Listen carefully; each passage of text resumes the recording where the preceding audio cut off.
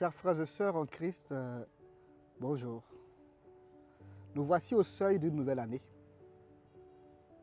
En ce premier dimanche du temps de l'Avent, les textes de ce jour nous invitent à la vigilance. La venue du Messie est imminente. Plutôt que de spéculer sur le jour ou l'heure de cette venue, il est nécessaire de s'apprêter pour ne pas se laisser surprendre par ce grand jour. De même qu'au temps de Noé, des gens se sont laissés surprendre par les déluges, malgré qu'ils avaient vu la construction de l'arche. De même, si nous n'y prenons garde, nous risquons de nous laisser surprendre par ce grand jour qui arrive. Il n'est pas question de nous faire peur. Il n'est pas question de parler de la conduite des gens au temps de Noé. Mais ce qui est mis en exergue, c'est leur insouciance, leur imprévoyance.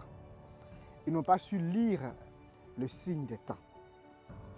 Aussi sommes-nous invités aujourd'hui à savoir scruter les signes des temps, à les interpréter et à les comprendre, afin de ne pas nous laisser surprendre par le retour du Fils de l'homme. L'évangile de ce jour nous parle également de la réapparition du Christ qui fera l'objet d'un tri, d'une sélection. Deux personnes seront ensemble pour la même activité. L'une sera prise, l'autre laissée. Quel sera le critère de ce choix? Comment se fera cette sélection? Cela n'est pas précisé dans les textes aujourd'hui. C'est certainement l'intimité avec le Sauveur et la fidélité à son commandement d'amour. La parabole du voleur nocturne dont il est question ici dans l'Évangile a pour objet d'insister sur le caractère imprévisible de la venue du Fils de l'homme. Ce caractère imprévisible qui nous parle de la fin des temps.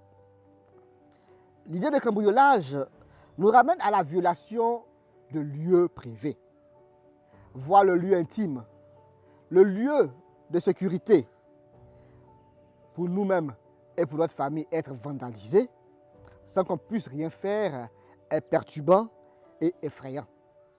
Cela nous montre un signe d'insécurité et de faiblesse.